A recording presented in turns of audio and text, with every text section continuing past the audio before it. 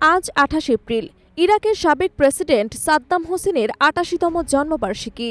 ১৯৩৭ সালে তিকরি শহরে জন্মগ্রহণ করা এই নেতা মধ্যপ্রাচ্যের রাজনীতিতে এক যুগান্তকারী চরিত্র ছিলেন।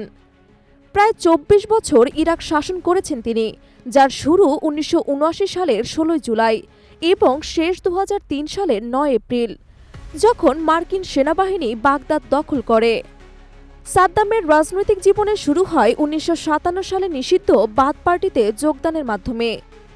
১৯৬৮ সালে দলটি ক্ষমতায় এলে তিনি অভ্যন্তরীণ নিরাপত্তা বাহিনীর দায়িত্ব পান এবং দলীয় শাসনের ভিত্তি মজবুত করেন।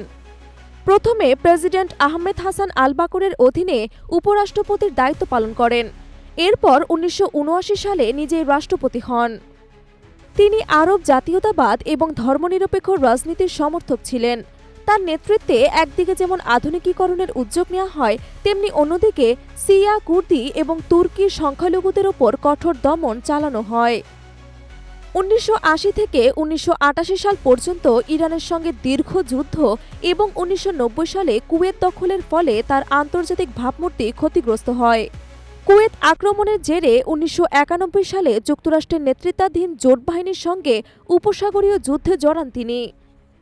২০০৩ সালে মার্কিন যুক্তরাষ্ট্র এবং যুক্তরাজ্য গণবিধ্বংসী অস্ত্র থাকার অভিযোগে ইরাকের সামরিক অভিযান চালায়।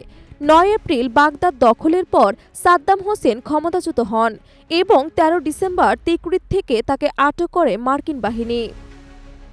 ২০০৫ সালে দুজাইল হত্যাকাণ্ডের ঘটনায় তার বিচার শুরু হয়। ২০০৬ সালে ৩০ ডিসেম্বর তাকে ফাঁসি দেওয়া হয়। সাদ্দাম হোসেনের উত্তরাধিকার আজও বিতর্কিত। তার শাসন ছিল নির্মম, অনেকের মতে এক নায়কতান্ত্রিক। কিন্তু অন্যদিকে অনেক ইরাকি এবং আরব নাগরিকের চোখে তিনি ছিলেন একজন শক্তিশালী জাতীয় নেতা, যিনি পশ্চিমা হস্তক্ষেপের বিরুদ্ধে দেশকে রক্ষা করতে চেয়েছিলেন। তার বিচারের স্বচ্ছতা নিয়েও নানা প্রশ্ন আছে। অনেকের মতে তা ছিল প্রহসনের মতো।